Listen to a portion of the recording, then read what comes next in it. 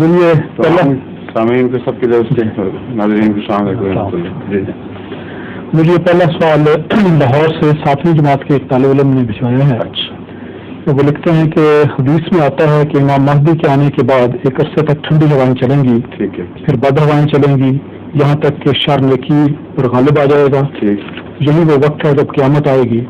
وہ لکھتے ہیں کہ میرا سوال یہ ہے کہ شر نیکی پر قیامت کے دن کیوں غالب ہوگا, حالانکہ دنیا کا انجام تو نیکی پر ہونا چاہیے. ٹھیک ہے, وہ انجام پہلے ہو چکا ہوگا. دنیا کا انجام اس وقت ختم ہو جائے گا جب نیک لوگ اٹھ جائیں گے دنیا سے. پھر یہ تتمہ ہے اس کا. شریر لوگوں پر قیامت آنا اللہ تعالیٰ کی خاص حکمت ہے, یہ بتانے کے لیے کہ خدا کے نزدیک خیر ہی کی قیمت ہے, شر کی قیمت نہیں ہے. اس لیے خیر والوں کو اچھے وقت میں اٹھا لے گا, ان پر قیامت نہیں آئے گی. پھر جو شریر باقی رہ جائیں گے وہ پھر ان کے ساتھ جو سلوک ہوگا وہ اللہ جیسا چاہے گا فرمائے گا. لیکن یہ بات اس بات کو ظاہر نہیں کرتی کہ نیکی بدی پر غالب آ جاتی ہے, کیونکہ کثرت کا نام غلبہ اصل میں نہیں ہے.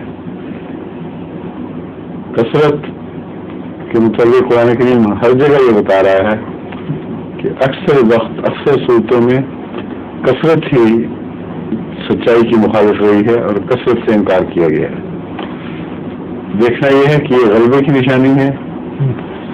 اگر بدی کو عموماً یہ نسبتاً نیکی کے مقابلے پر یہ فوقیت حاصل ہے کہ وہ جلدی دخل کرتی ہے اور جلدی اپنی طرف کھینچتی ہے, تو اس کا مطلب یہ ہے کہ اس کی مثال ایسی ہے جیسے پہاڑی سے کوئی چیز نیچے اتر رہی ہو, اس کو زور نہ لگانا پڑتا ہو اور تبھی قوتیں اسے بڑے زور سے کھینچیں, اور اگر وہ آمادہ ہو جائے نیچے اترنے پر تو پھر اس کی راہ کوئی روک نہیں سکتا. اور نیکی میں جو قوت اور ہر وقت کی جدوجہد کی ضرورت پیش آتی ہے, اس لیے باوجود نیچے کی طرف کھینچی جانے والی طاقتوں کے اگر چند بھی اوپر پہنچ جائیں تو نیکی غالب آتی ہے, بدی غالب نہیں آتی. بدی کو تمام وہ ذرائع میسر ہیں جن کے نتیجے میں اگر طبی حالت میں چھوڑ دیا جاتا ہے تو بدی غالب آ جاتی ہے.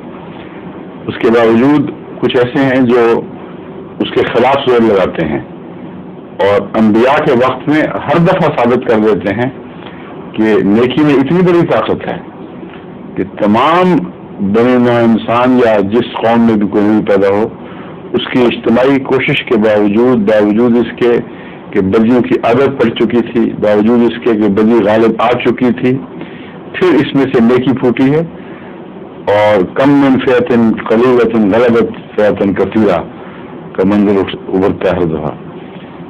یہ غلبے کی نشانی ہے, ایسے غلبے کی جس کی قدر و قیمت ہے. ورنہ مٹی ہو جانا موت کا غلبہ تو ہے ہی ہے, ہر طرف موت ہی کا غلبہ ہے. زندگی کا استثناء بتاتا ہے کہ زندگی میں ایک جان ہے. بس اس پہلو سے وہ لوگ جو زندگی کی صلاحیتیں رکھتے ہوں گے وہ جب کمزور ہو جائیں گے, نسبتاً کم ہو جائیں گے, یا ان کی صلاحیتیں رفتہ رفتہ کروڑ ہو جائیں گی جیسے جنگ لگنا شروع ہو جاتا ہے, تو اللہ تعالیٰ نیک لوگوں کو جو ان میں سے ہیں اس وقت سے پہلے اٹھا لے گا جبکہ غضب کے نتیجے میں انسان کی صف لپیٹی جانی ہے. یہ دقیق مضمون ہے, ہو سکتا ہے 7ویں کلاس کے بچے کو سمجھ نہ آئے, لیکن اس کو جو خیال آیا اس سے میں امید سمجھتا ہوں کہ ذہین بچہ انشاءاللہ سمجھ جائے گا. ٹھیک ہے.